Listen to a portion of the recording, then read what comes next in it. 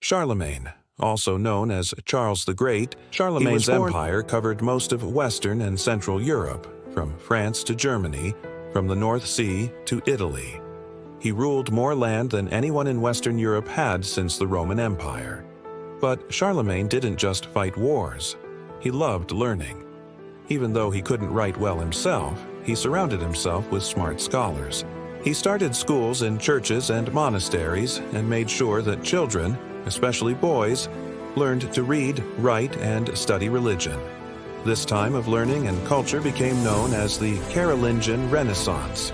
Charlemagne helped save many ancient texts and ideas that might have been lost forever.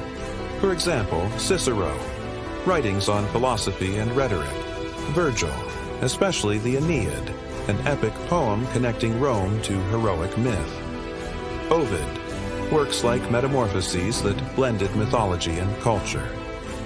While knowledge of Greek had declined in the West, some Greek philosophical and scientific ideas, originally from Plato, Aristotle, and others, survived in Latin translations.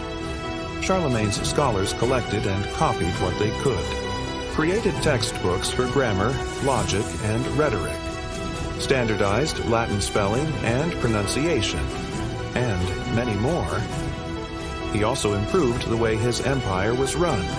He divided it into local regions with leaders called counts. He sent messengers to travel around and check on things. These were called missi dominici, which means messengers of the Lord. It was one of the first real systems of government in medieval Europe. Charlemagne was deeply religious. He believed it was his duty to protect the Christian faith. He built many churches and worked closely with the Pope to keep the church strong and unified. Charlemagne died in the year 814 in the city of Aachen, which he made his capital. He was buried there in a beautiful church that still stands today. He is often called the Father of Europe because he brought so many different people together under one rule. He helped shape the future of France, Germany, and much of modern Europe. Charlemagne showed the world that a great leader must be strong in battle, wise in law, and open to learning. He gave Europe stability, unity, and the first real chance to grow after the fall of ancient Rome. His name still echoes through history: Charles the Great, the warrior king, the emperor, the man who lit the fire of European civilization.